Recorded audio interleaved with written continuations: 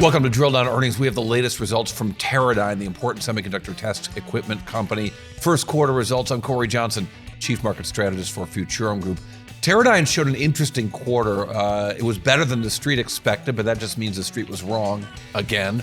But what we really know is the business is shrinking, but maybe not shrinking as much when we look at the actual numbers beyond the beat and the miss.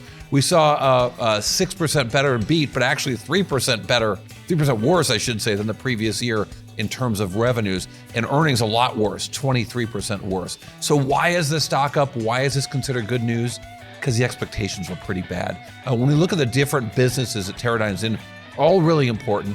Semiconductor testing is the biggest business that they have. So while overall revenues were down 3%, semiconductor tests down just 1%, system tests kind of flat, wireless tests stunk, but it's a small business for them. And they had some really exciting things to say about the robotics business, but first quarter is usually bad in their small robotics business, $88 million in revenues, and it stayed small. But they did say some exciting things were happening with their partnership with Nvidia.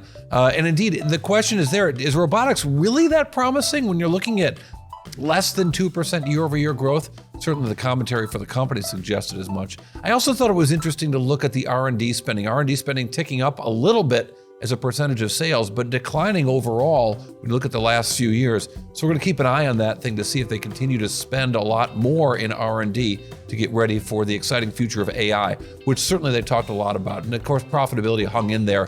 13% EBITDA margins, not fantastic EBIT margins, I should say profit margins, but that sales recovery has been sluggish, down 3%.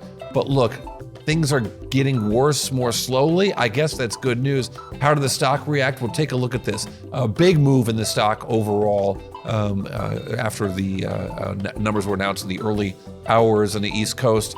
And the stock's doing okay, on a year-over-year basis. But I thought what was really interesting in terms of commentary during the conference call was a discussion about robots made with Nvidia, for Nvidia, and entirely new kinds of collaborations to make robots that can do things with AI that was never possible in a robotics business that Teradyne's been at for some time.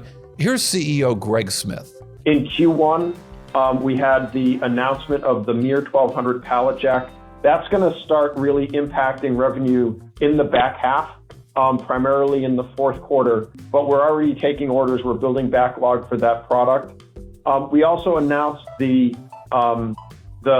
collaboration with Nvidia. That's going to really drive business through our OEM solution channel. So we're going to be providing the platform tools to that channel so that they can create stuff that goes to market. So platform tools to build new kinds of robots, a promising business, and certainly syncing up with Nvidia is hopeful because that company, of course, is firing on all cylinders, even if Teradyne isn't. All right, what does it all mean? What's the big takeaway and one number that tells us a whole lot?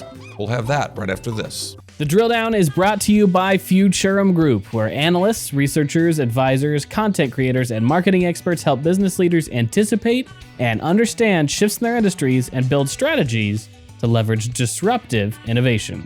With deep analysis, Futurum Group's extensive industry experience delivers reliable research and data, thought leadership, and actionable advice to help you with your strategy and go-to-market efforts. Futurum Group.